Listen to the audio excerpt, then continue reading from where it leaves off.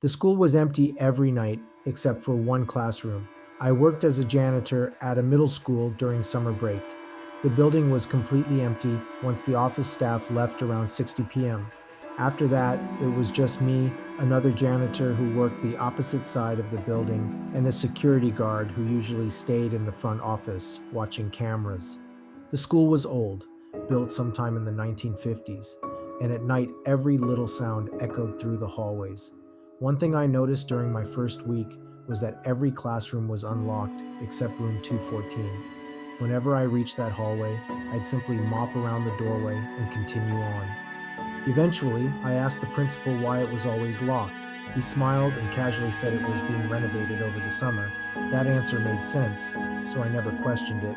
About 2 weeks later, I was cleaning lockers just outside room 214 when I heard something scrape across the floor inside. It sounded exactly like someone dragging a heavy desk. I figured contractors had come back after hours without telling anyone. I knocked on the door. No answer. I unlocked it with my master key. The room was empty. Rows of desks sat perfectly still. No tools, no workers, nothing. I laughed at myself, turned off the lights, locked the room, and went back to work. About 10 minutes later, I heard it again, this time louder, chair legs dragging across the tile floor, then another, then another.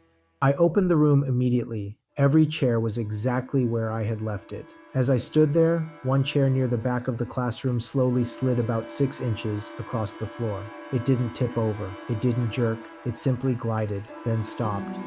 I backed into the hallway and shut the door without taking my eyes off it. The next morning, I told the head custodian what happened. Instead of laughing, he became unusually quiet. He simply asked, "You went inside after you heard it?" When I said yes, he nodded slowly and replied, "Don't do that again." He wouldn't explain why.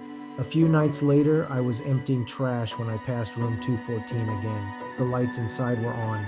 I knew I hadn't turned them on. As I reached for the switch, I heard children laughing, very quietly, like recess from another hallway, except school had been closed for almost a month. I looked through the narrow window in the door. The room was empty.